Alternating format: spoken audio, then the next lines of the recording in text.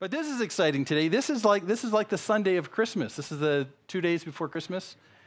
So I decided to do something kind of unorthodox this morning. Is that okay? We're not going to the manger scene or the angels in the sky. We're already there. That's right. And you know that story pretty well. A couple weeks ago, I was thinking through this and thinking, you know what, Bethlehem. I want to look at Bethlehem for a second. So this question popped up in my mind. What is it about Bethlehem? Why is it that Bethlehem is so important in this story? And how did it get to be important in this story? And I came up with some incredible surprises. So that's what I want to share with you this morning, because this is sort of the rest of the story, or like True would say, the story behind the story. Yeah. So that's what True does on his radio show. Story behind the story. This is part of what is about Bethlehem that almost nobody knows about, but it really figures into why Bethlehem is in this story. Today, I'll do a little picture of promo to start us out right here. If you go to Bethlehem, this is what you'll see. They built a wall around the West Bank areas, and Bethlehem's in one of those West Bank areas, to stop the bombings that had been going on almost daily years ago. As soon as they walled up a lot of the West Bank areas, the bombing stopped. But as a result, Palestinians who live inside Israel now live inside these humongous concrete walls. So as you drive about 10 miles south from Jerusalem to go to Bethlehem, you're going to hit this wall, is what you're going to do. I was there about 3 years ago, and when you get to this wall, many times you can't even drive in. The last time I was there, you can't drive into Palestine, depending on who your guide is. You have to walk in. You have to get in this line, in this cage that's right outside the wall, and there's a guy climbing it right there, and it's in full view of one of those watchtowers, and there's actually a passport control point after this. You're still in Israel, but you have to go through this passport control to go from Israel-dominated areas into Palestine-dominated areas. And well, that's the interesting thing. There's graffiti all over these walls. It's some of the best art actually in all of Israel is graffiti. Yeah, it's much more on the inside.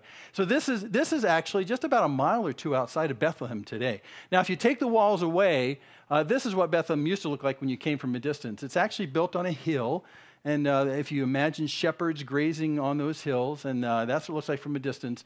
And at the very center of all those buildings in the top, there's a church, which if you look at it from the sky, looks like a cross. It's really cool, a white cross, and it's the Church of the Nativity. You get there by going up to what's known as the, clicker's not working today. There we go. Manger Square, that's in the center. This is a picture that was taken about 100 years ago.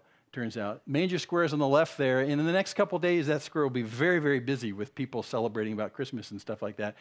This picture is actually being taken from on top of the Church of the Nativity. The Church of the Nativity is a church that was, it's about 500 years old, I think it is. Actually, it had started to be built in 325 AD, so it's actually the oldest standing church that still is worshipped in the world. We're standing on top of that. If you go inside the church, now we're standing in Manger Square, see that little door to the left of the camel? That's where everyone in the world goes through to go inside the Church of the Nativity. It's called the Door of Humility. It's Ebling High. No, I'm just being nice. No, it's lower than that. It's about, when I went through it, it's about here on me. It's quite low. That was actually built during the Ottoman Empire days because the Crusaders had left an opening into the Church of the Nativity. You can actually see it in stone above there, that kind of archway that's above, that's the Crusader entry. And the place was getting pillaged by people going in and out with horses and with carts and taking stuff. So during the Ottoman reign after that, they said, we're going to put a stop to this. The only way you can get into the Church of the Nativity now is through this tiny little opening. So if you go to Bethlehem, you're going to go through that door, even to this very day. You'll stoop down, humility-wise, and you'll go through that door. Now, when you go into the Church of the Nativity, at the very end inside, there's like a front area where there's a whole bunch of dangling lights and stuff like that. It looks like the front of an old Gothic church is what it looks like. It's got 1 million lights because there's 3 different groups of people who revere this place, and they co-own it. The Armenian Christians, the Greek Orthodox, and the Franciscan monks. They co-own this place. There are actually 3 different monasteries on the site, and they carefully negotiate around each other so they don't get in each other's way. But to the left and right of this front kind of, I want to call it altar area sort of, on the left and right there's a door. See the door down there to the left? There's one on each side. Underneath this platform in the center, underground, one layer down, is actually where everyone believes Jesus was born. It's called the grotto.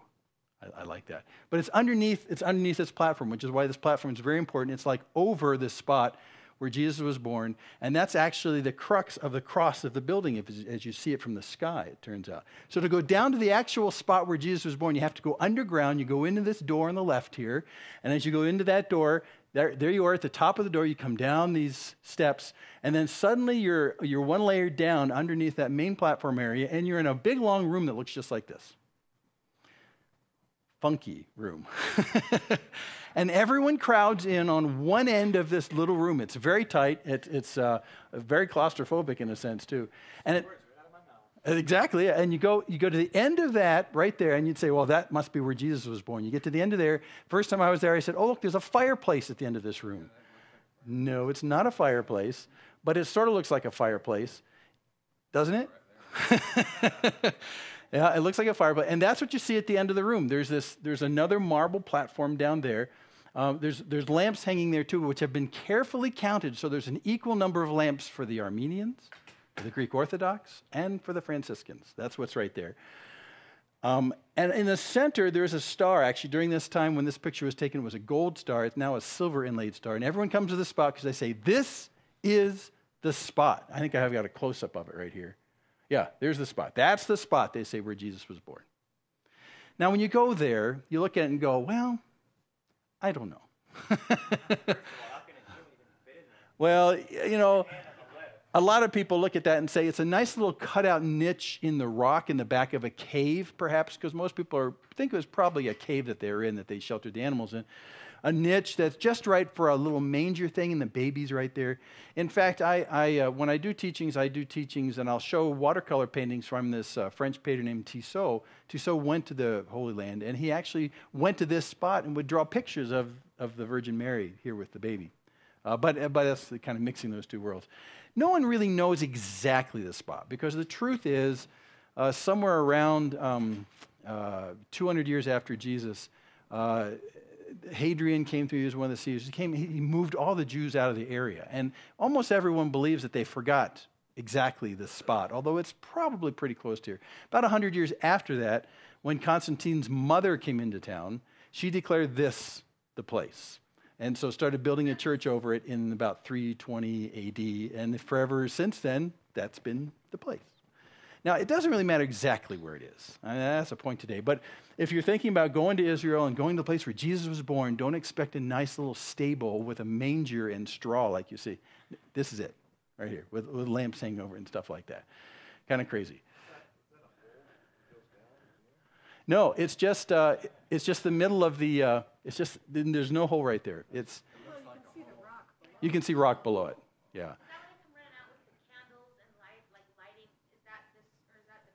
That's part of this. This is included. It's that general area. Yep. And that's upstairs. No. You're thinking of something else. She's thinking of the temple. Oh, the temple. Oh. Where they stand there within this rooms like these and all the candles. Well, upstairs in this room, there's tons of candles. Okay. Yeah. The guys run and it looks chaos. Like they're all running. They do that in Manger Square around Christmas. They do that actually. Yeah, they run with lit stuff. Yeah, they do. So, and they'll be doing that in the next couple days. In fact, it's kind of crazy. So, no, the first time I was there, I thought that hole was down to some well or something, but it's not. You just look. So there's a lot of people who come and they kneel right here. They'll pray. Some will actually kiss these rocks right here, this marble. I wonder if that's why God doesn't tell where exactly it is, because he doesn't. We'll worship the spot if he tells us exactly. Exactly. So, but these guys came up with a guess. You know, Constantine's mom says this is the place. And so from then on. That's interesting, because that's the sun god symbol. It is the sun god symbol. Constantine was sun god worshiper. That's right. And a direct descendant of Yeah. that whole madness. I know. There is some strange, madness is a good word. Yeah. And to this day then people come, you know, even Christians who want to venerate the birth of Jesus and come to this spot and look at this and go, I don't know. Man, it didn't quite. Yeah, exactly. Exactly. So I thought I'd blow that away before you go. But when you go to Bethlehem, you're in Bethlehem. For real. You're really, really in Bethlehem. So you're close enough in that sense, and you can think about it. So as I saw this, I'm thinking through my memories of going to Israel and seeing this stuff. I'm thinking Bethlehem. It's very important in the Christmas story, and you know, we sing. Oh, little town of Bethlehem, house still. So, because Jesus was born there. But what was its history before Jesus was born there? That's what I was curious about. Is there something really important about Bethlehem? Because when God does things like the birth of Jesus, the birth of Messiah, he's going to do it very deliberately. He does it by design. It's not just an accident like, whoops, well, I guess he's going to be born in Bethlehem. No, there's a reason for this. And in fact, during the time of Jesus, here's Herod the Great on the right there. He's hosting the three magi. And they come, and of course, they come from quite a distance away, and they're reading the stars, literally, and discover that there is some royal person who's being born in Israel at this time. They know to come to Israel. They know to come to the highest authority in Israel, who happens to be Herod the Great. And Matthew 2, they say to him, where is he who has been born king of the Jews? They say this to the king of the Jews. Right? This is the problem, because he considered it.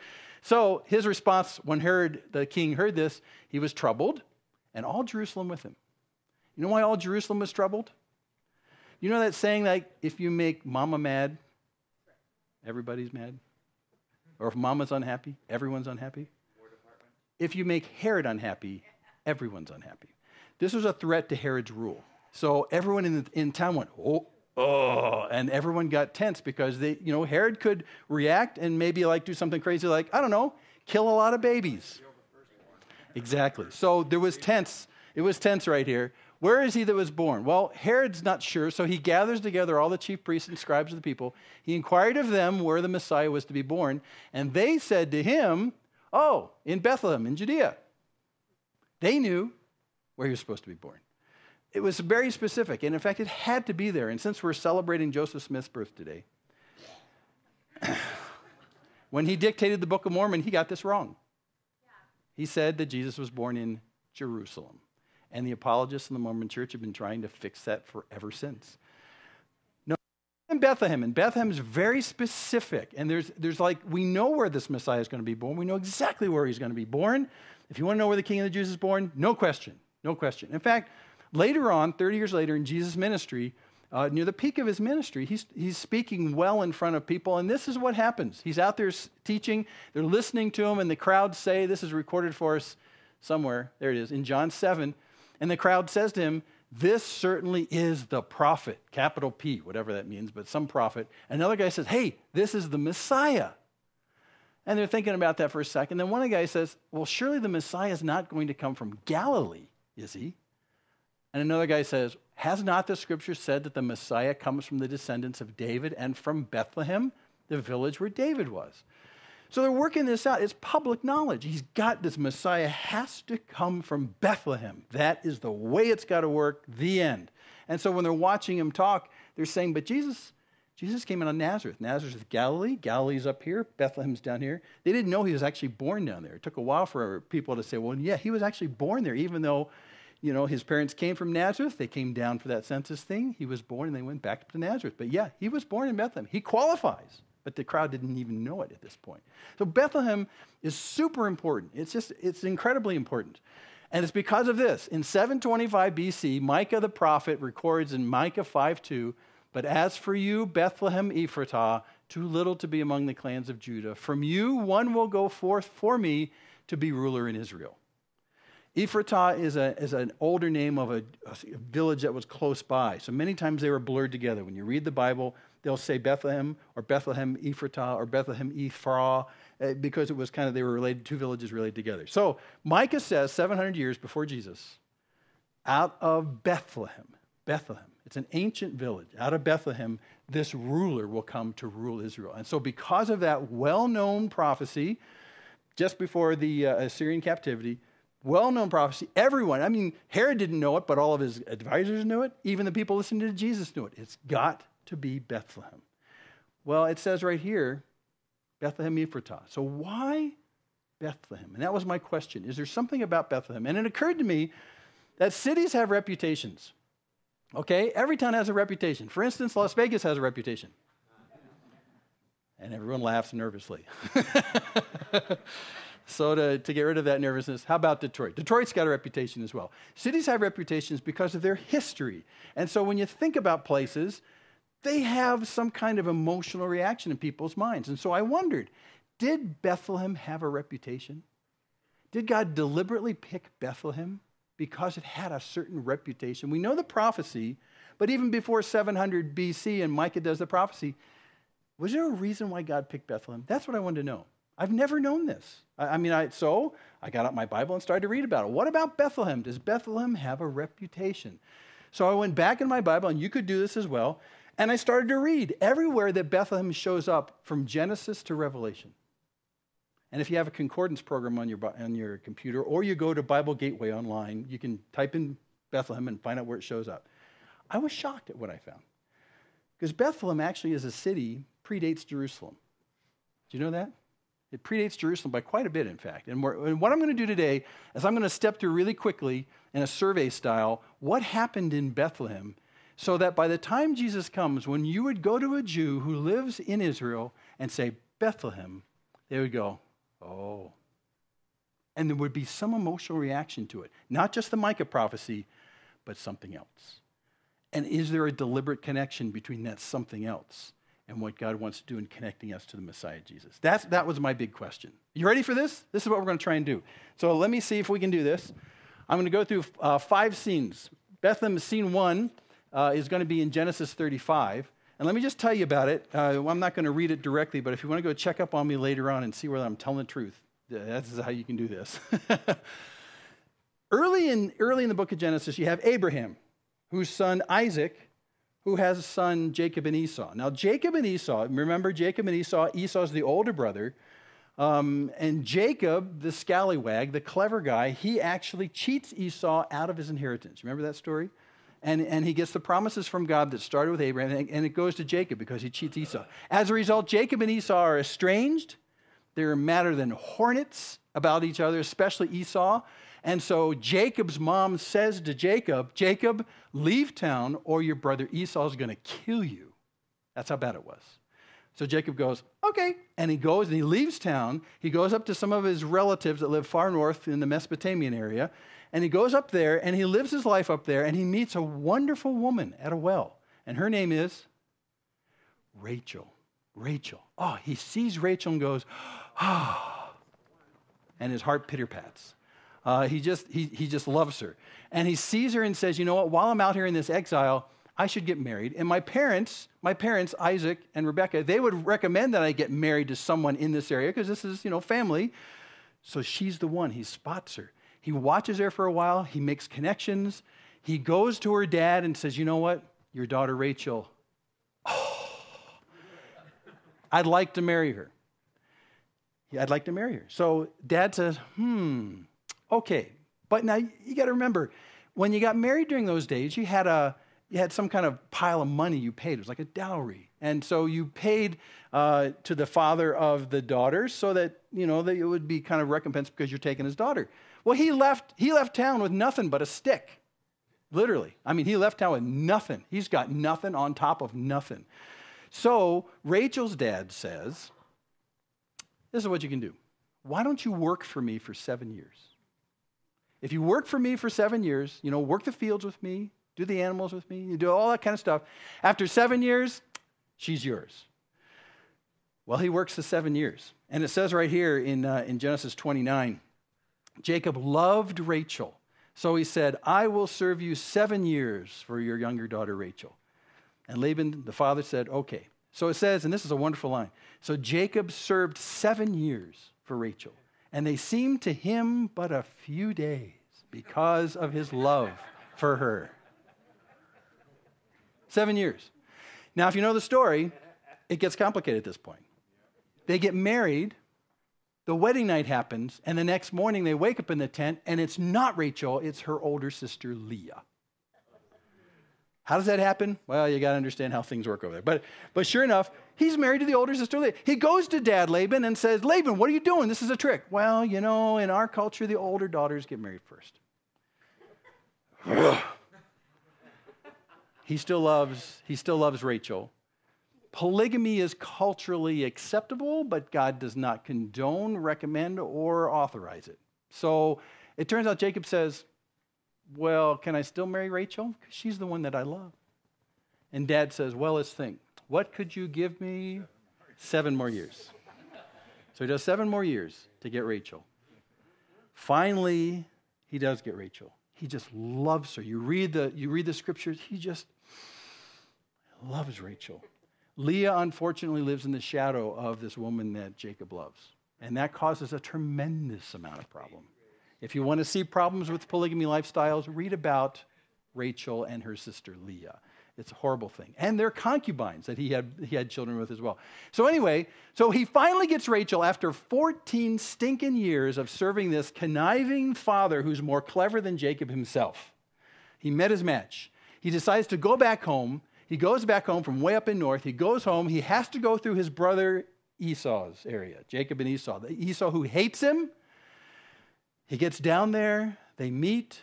He thinks he's going to kill him. They make up. They fall on each other, kiss and hug. Everything is good with brothers, going, yes, everything's looking up. I've got Rachel, the one I love. I've made it with my brother Esau. He turns west, goes into the promised land where he's supposed to be. God says, live right here in Bethel. He says, okay, I'll live right there. But first, I want to go down and I want to say hi to mom and dad. They live further south down in Hebron. So they go south into Hebron. And on the way into Hebron, they go past the area of Jebus, which is the site of Jerusalem.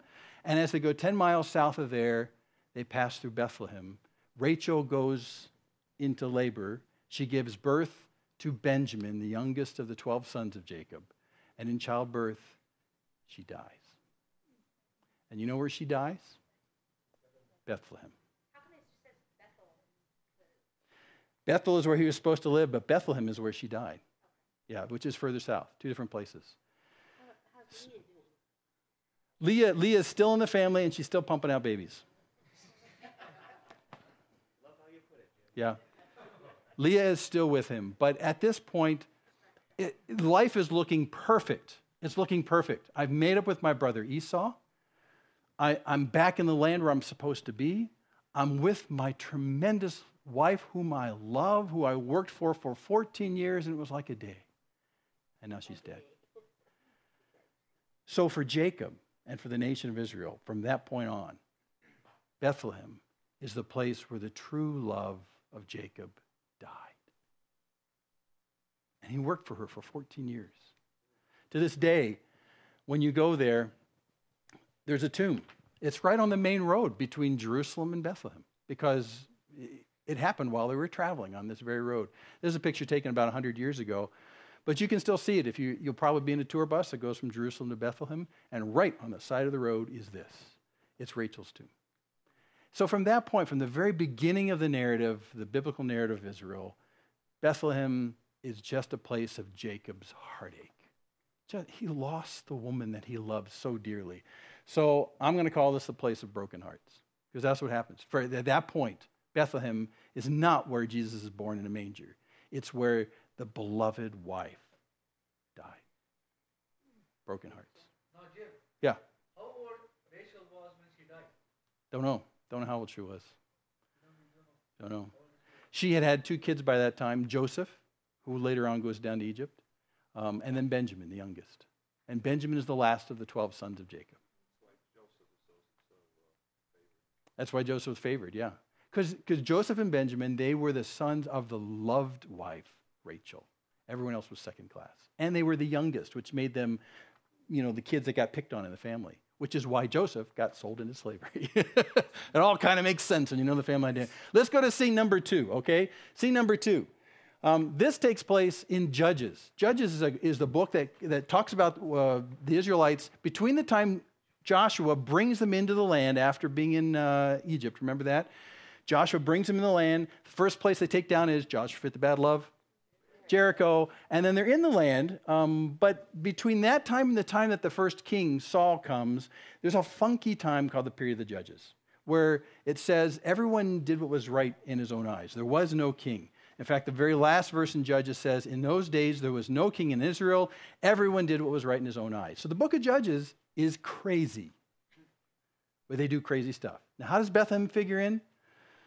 The very end of the book of Judges, the last 3 chapters, there's a guy who's a Levite. That means that he's a priest. He owns no land in Israel. The Levites were the only one of the 12 tribes who were not given land.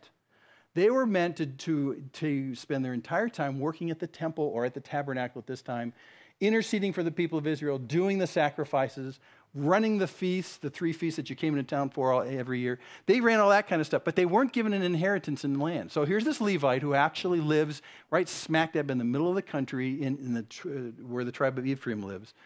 He decides it's time to get a wife or a concubine. It turns out the wording is unsure, but I'm more sure it's wife. Anyway, he decides to get a wife.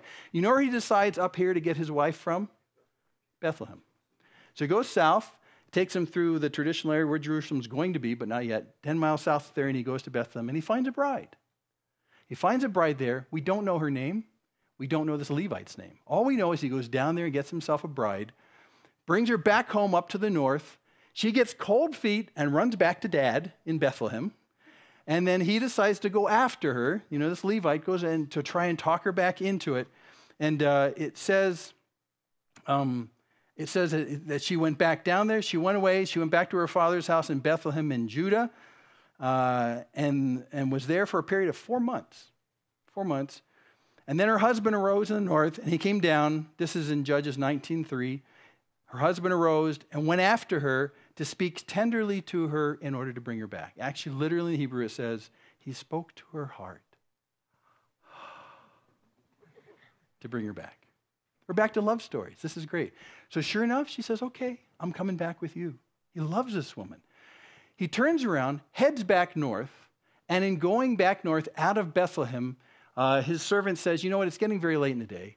We should probably stop by right here and stay with these people here. In Jebus, which are the people who used to be in Jerusalem before it was Jerusalem. But they're foreigners. They're Canaanite foreigners. Let's stop in Jebus. The Levite says, no, they're heathens. It's unsafe there. We won't stay there. Let's go up a little bit north of there to where the tribe of Benjamin is. Benjamin, remember, the youngest son of Rachel? Well, all of his descendants live just above there. Let's go up there. That's our countrymen. We'll go up there. We'll be safe there. They go into the town of Gibeah up there in Benjamin.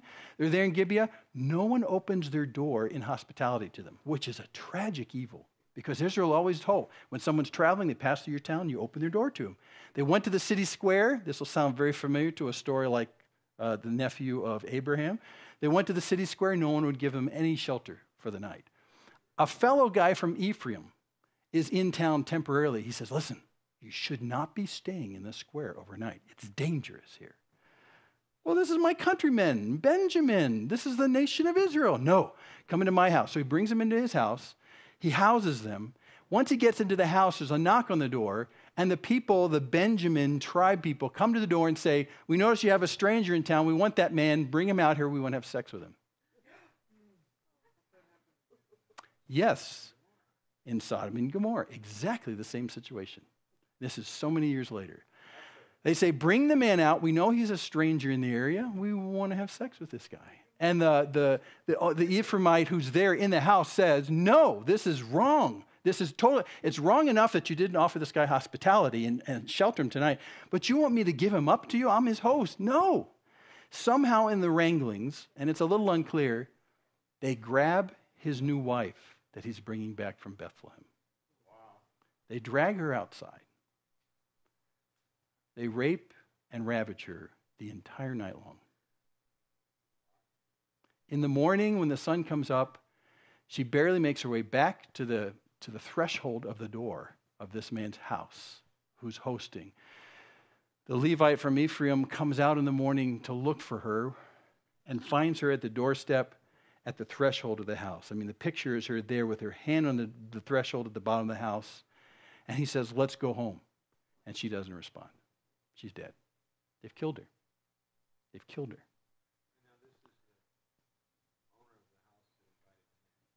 You know, this is the husband comes out and finds her. He wants to take her back to where he lives up north. Yeah. But the owner, why did he say instead of taking his house guests, go ahead and take, this is the big, this is the big question.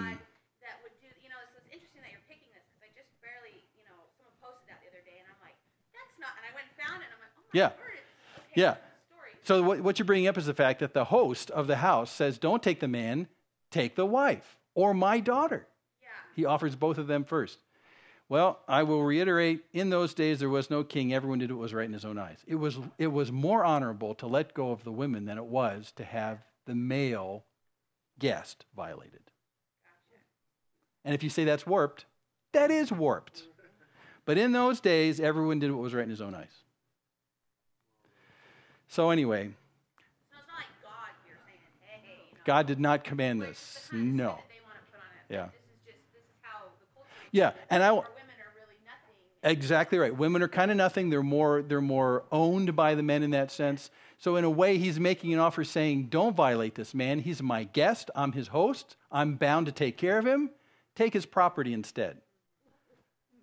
So they take his new wife. This new wife from Bethlehem. This new wife from Bethlehem. What you don't know, the long story short, is that for the rest of the book of Judges, a civil war erupts. And civil war erupts because of her death. What happens is he is so enraged by this injustice brought on this woman from Bethlehem that he's bringing home to be his wife. He is so enraged, and there is no authority to go to. If there was a king, you could go to the king and say, "Oh, king, bring justice here. This is wrong. You need to bring judgment on the tribe of Benjamin. Look what they did to us." That's what you would normally do. But there was no king. So how do you appeal for justice? So he takes her body, puts it over the top of a donkey that he has, goes back home to Ephraim, which is about 15 miles to the north to Gibeah, past Gibeah. He goes home, he cuts her into 12 pieces, her body. I told you, Judges is a crazy book. He cuts her body into 12 pieces and mails it to the 12 tribes of Israel. That's terrible. Now he's hoping that the reaction will be outrage. And it is. It's outrage. They come together, 400,000 armed warriors of Israel come representing their tribes saying, "What happened? We've never seen anything this heinous in the entire history of Israel." When he comes together, this Levite who had brought this woman from Bethlehem explains the whole story. They go crazy. They say, "We need to bring judgment on Benjamin." He's going, "Yeah, this is what I was hoping for. Justice." But they go so over the top. This is in 19, 20, and 21 in Judges. They go so over the top, they almost obliterate the entire tribe of Benjamin. They get done killing so much. The women, the men, the children. It's just a rage because everyone did what was right in his own eyes. They finally stop themselves and go, "Wait a second. There's supposed to be 12 tribes of Israel. Now we've made it 11. We've got to fix this. There's not enough women to come up with another generation in Benjamin. We need to find some other women." And so they actually go around and they take women from surrounding areas and give them as wives to the few remaining Benjamites that are left. I know. You'll have to read it for yourself. 19, 20, and 21. This is what happened. So a civil war ensues where they're taking down Benjamin. They completely destroy it. They almost eradicate it off the map because they're so incensed about the injustice that was brought to this woman this night, this woman from Bethlehem, who was the new bride of this man who's a Levite, a priest. Whew. Read it for yourself. The Levite's wife from Bethlehem is raped and killed. So at this point in the history of Israel, if you mention the word Bethlehem, you have two reasons to think about heartbreak. Number one, because the beloved of Jacob died there in childbirth. Number two, because this Levite was not brought hospitality, and this innocent woman from Bethlehem is tragically and savagely raped and killed. The heartbreak of the Levite. I'm reading through this and I'm thinking, what a reputation for Bethlehem. It's horrible so far. So I kept reading. Scene number 3. This you'll find in the book of Ruth. Ruth is during the same time as the Judges. It comes around almost at exactly the same time as all that other crazy stuff that happened. Ruth lives in Bethlehem with her husband Elimelech. Okay? She lives there. She has 2 sons. A famine comes to that part of Israel, to Bethlehem, and so Elimelech, as a household head, says to Naomi, his wife, and to the 2 sons, "We got to leave here. We're going to starve here. Where can we go?" They look around. They find out if they leave Bethlehem and they go to the east and south, on the other side of the Dead Sea, the bottom part of the Dead, where it's called Moab, not our Moab, that Moab. If you go to Moab, there was food there. So they move. They leave Bethlehem. They go out there to Moab. They find food. Everything's looking pretty good. We can eat. This is wonderful. Until Elimelech dies. The husband dies. The 2 sons are left. So for Naomi, there's some hope. The love of her life dies while they're out there in Moab. But the 2 sons are there. She still has men, basically, to take care of her. You know, it's a paternal culture, so it's a big deal. They find wives out there, and they get these 2 wives, Orpah, not Oprah, Orpah. Okay, Orpah and Ruth. They marry the 2 sons. Things are looking pretty good. Naomi's thinking, I'll be okay. I'll be okay. I lost my husband, but my sons have found wives. They'll raise families. I'll have grandchildren. We have food. Everything's good. And then the 2 sons die. She's left with no man, no children, no grandchildren. It's her and the 2 daughters-in-law now. Naomi, Orpah, Ruth. So Naomi decides what I need to do is go back home. Where's home? Bethlehem. It's Bethlehem. I need to go back home. But these 2 gals that married my sons, they're from this area. They're from Moab. All their families are here. So in the beginning of Ruth, in Ruth 1, she talks to them and says, listen, I'm going back to Bethlehem. I have a little bit of family over there. I'll probably be better off there than if I stay here. I don't have any men here. My sons are gone. My husband's gone. You 2 go back to your families here in Moab. You'll be okay. One of them does. Orpah says, okay, I'm out of here. She's gone. But Ruth does something remarkable. She says, no, I'm going where you're going. I'm going to go where you go. And she has this very famous line that she says, I'll read that in just a second. Hold off on that thought. But Ruth goes with her. Now, it turns out that Ruth and Naomi travel back to Bethlehem. It takes quite a while to get there. Ruth and Naomi come into town in Bethlehem. And when they come back into town in Bethlehem, the relatives and the friends that knew them look at them and say, where's your husband? Where's your sons? Who's that? Pointing at Ruth. And Naomi, which translates my delight, that's what Naomi means. She says to them, as they both came into town, they say, is this Naomi?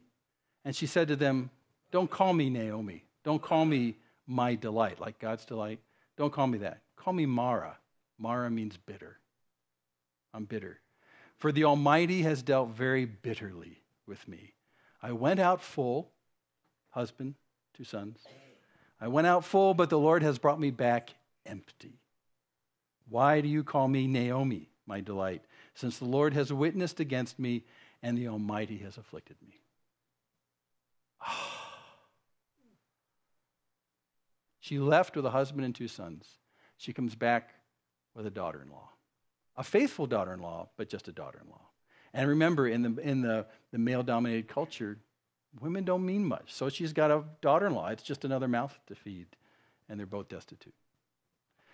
So when I read this, Naomi's husband and sons all die. You know what word comes to mind here? Broken heart. Again, Bethlehem has a bad rep. Jacob loses his most beloved wife, Rachel. The Levite loses his new bride from Bethlehem in a tragic and horrible and despicable way.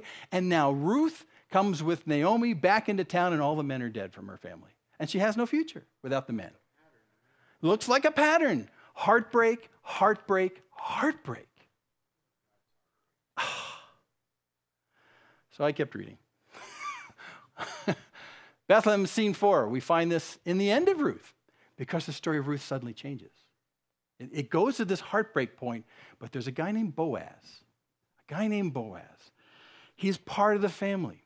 In the end, to make a long story short, he ends up marrying Ruth. And in marrying Ruth, he redeems the family. He buys back all the property that Naomi's husband owned and that was going to go as an inheritance to the sons. He buys it all up, and Boaz marries Ruth. And all the property comes back into control of a man who can help them. He redeems. He actually pays out of pocket. He is such a gentleman, in fact. I mean, when I get depressed, I read the story of Ruth because Boaz is a stud. Boaz is so good that he says, you know what? There's another relative, a male relative in the family who actually has closer rights and opportunity to marry Ruth than I do. I think we need to give him dibs first. Boaz has already fallen in love with Ruth.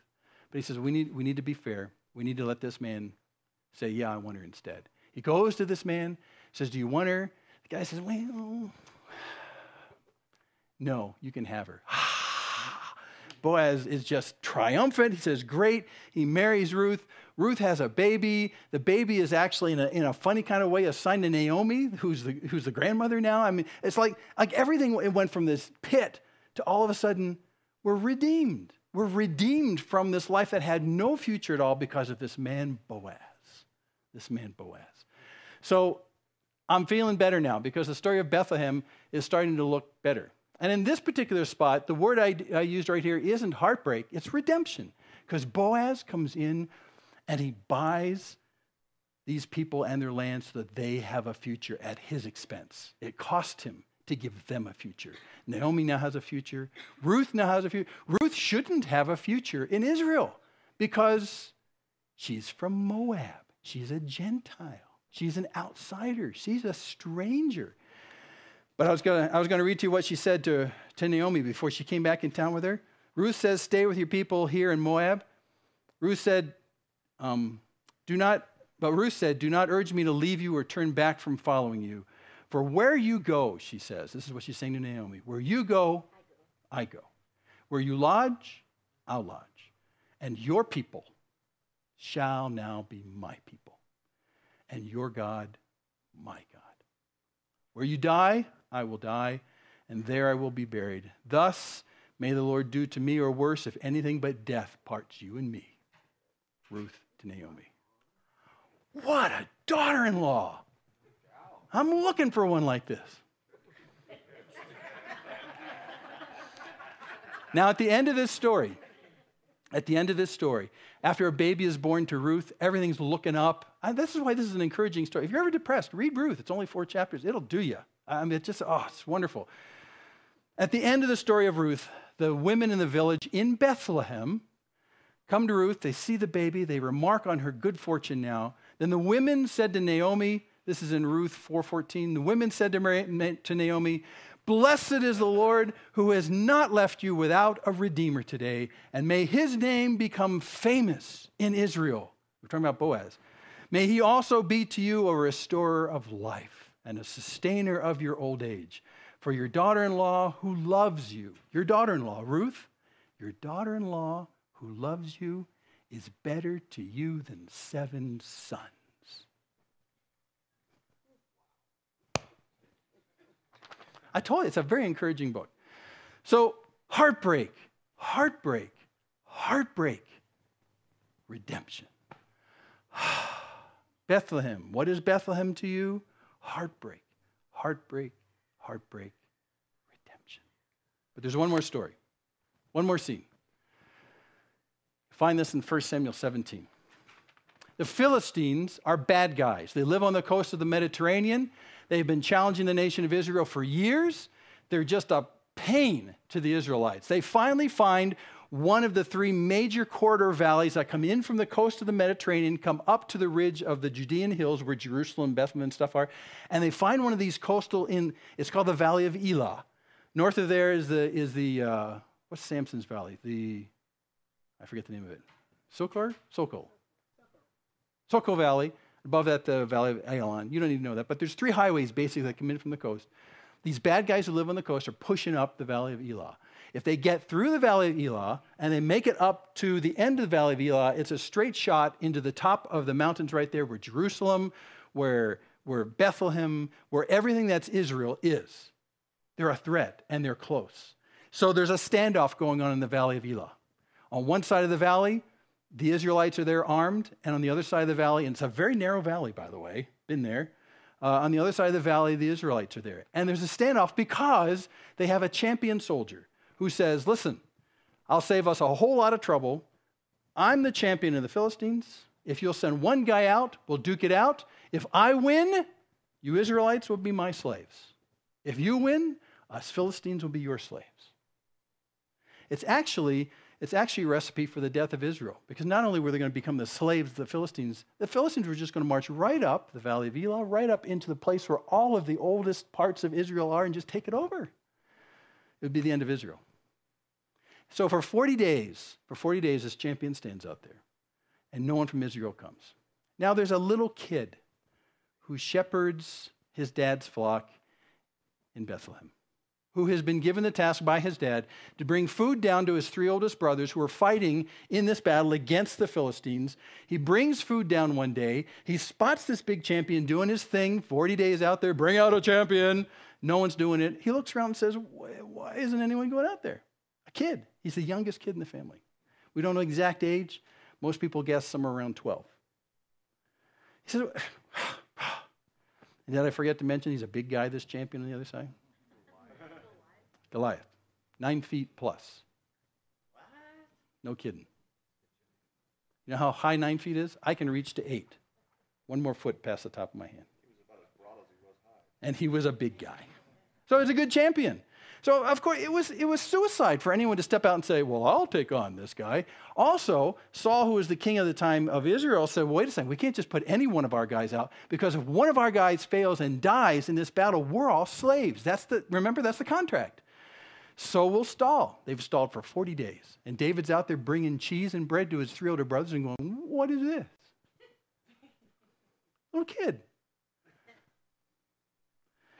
Saul tries to give him armor. The armor doesn't work really well because it's too heavy for a 12-year-old kid.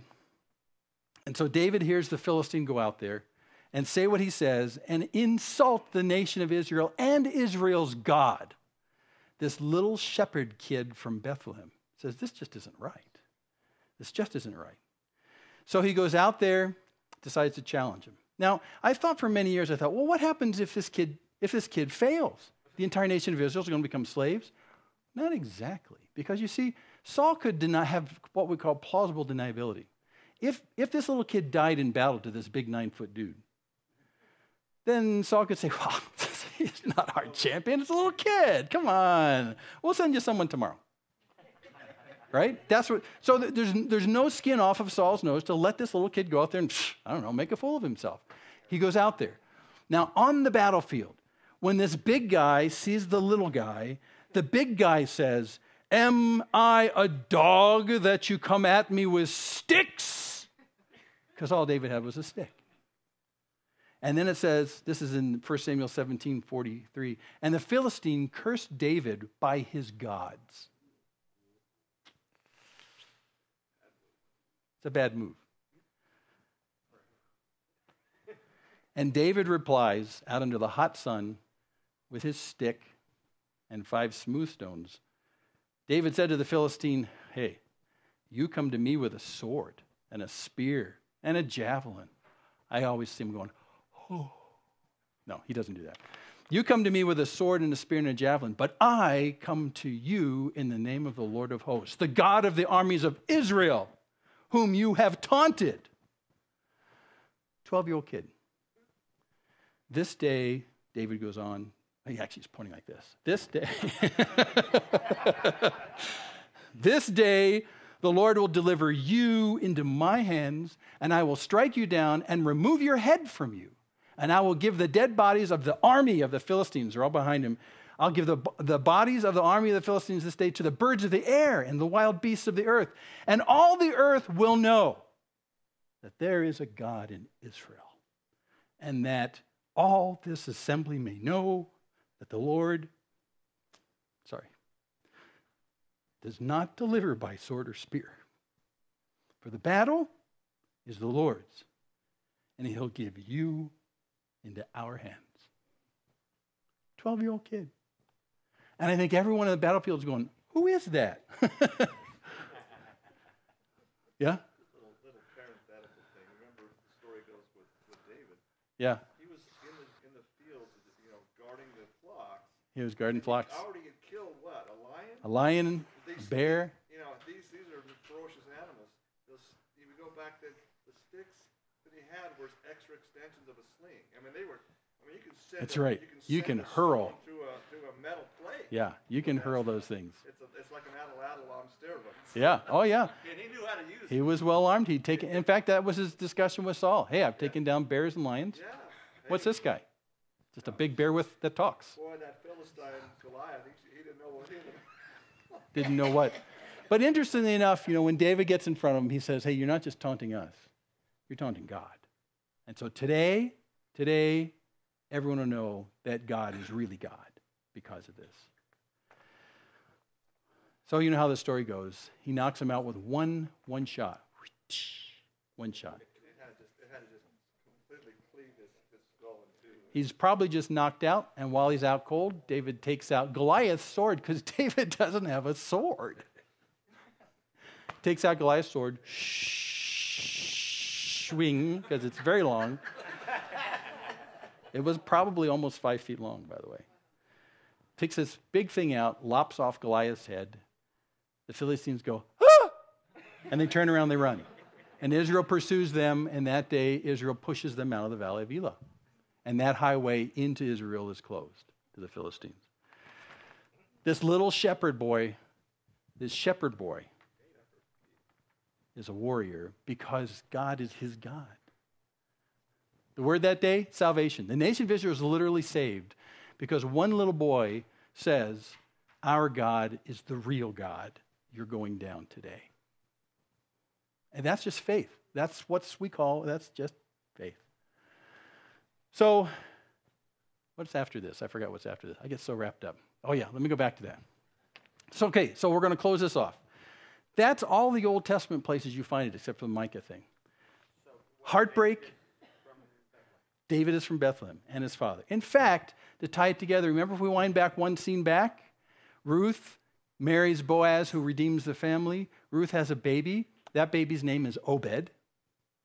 Obed has a son. His name is Jesse. And Jesse has a son, and his name is David. I was just yesterday reading that whole account of Matthew. It's so important that he puts out those generations. Yes, the generations are named in Matthew, yeah. To me is there's the numbers. 14, Matthew puts it out, like the 14 generations? Makes it very clear. Yeah. This is key.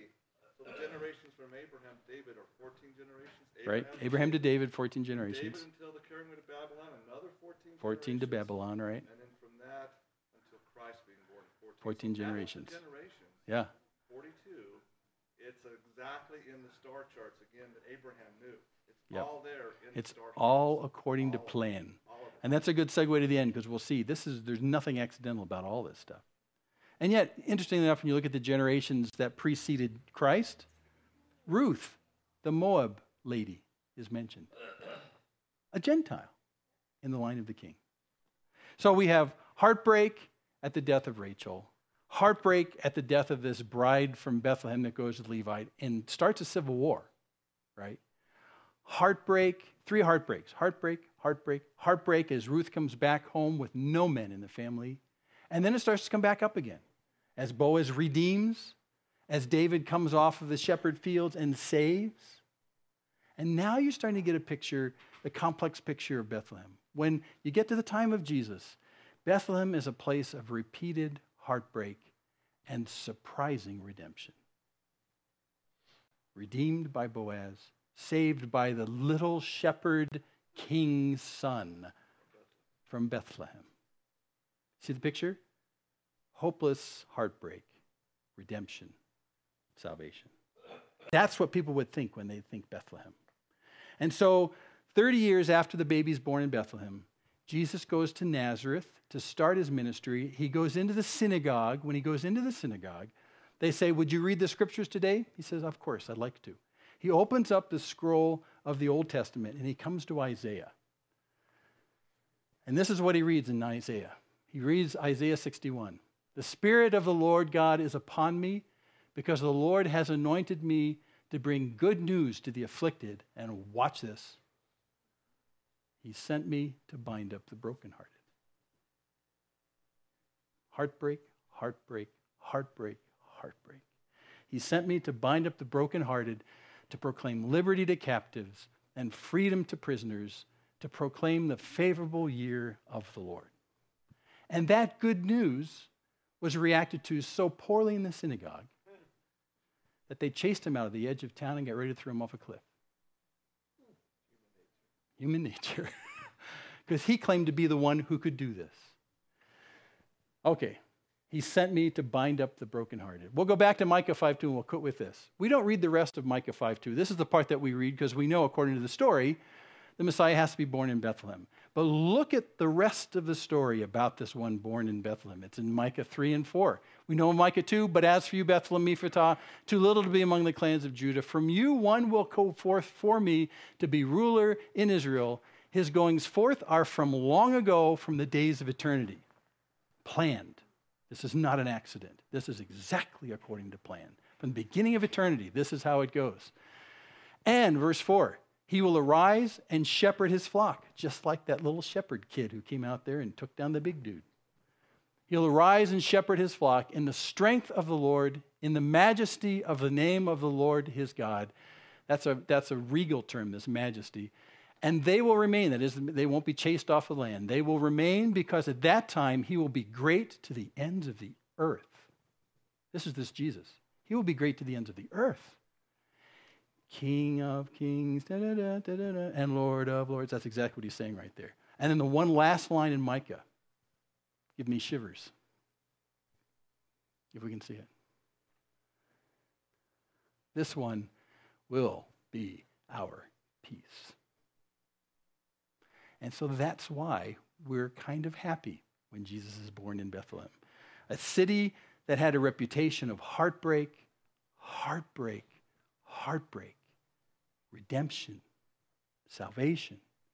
When you least expect it, redemption comes. When you least expect it, there's salvation. And from where? A regal city like maybe Bethel would have been a regal city, or like Jerusalem or some big city. No, a no place that represents our experience, which is heartbreak, heartbreak, heartbreak. Will there ever be a redeemer? Will I ever have a future? That's what Naomi said.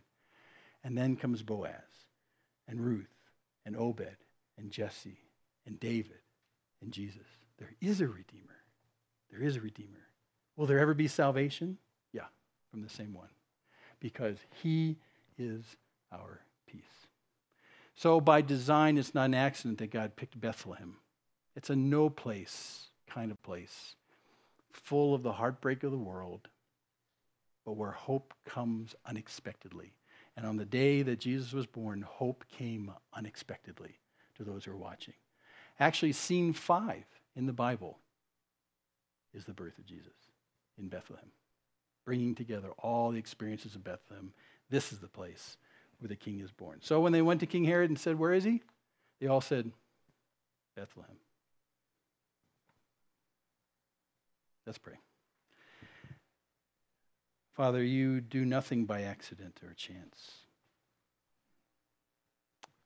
You prepared Bethlehem all those years, the heartbreak and the sorrow, so that by contrast you might show that when you least expect it, from the most unexpected places, hope arises, redemption happens when we don't deserve it. Salvation happens when we don't have the might to grasp it ourselves. You've come and you've saved us, and you paid a horrible price for us.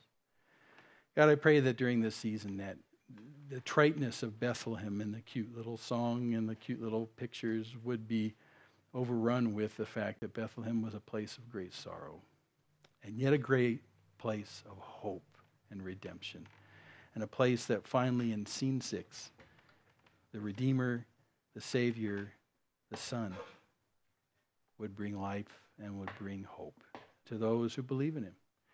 And so, Lord, we understand why there was great enthusiasm in heaven that night when the shepherds looked up and the angels just could not contain their enthusiasm and shouted throughout the entire sky, "Don't be afraid, for today is born to you in the city of David a Savior," and it's the Messiah, Christ the Lord. So thank you for what you do for us because of your love for us. In Jesus' name, amen.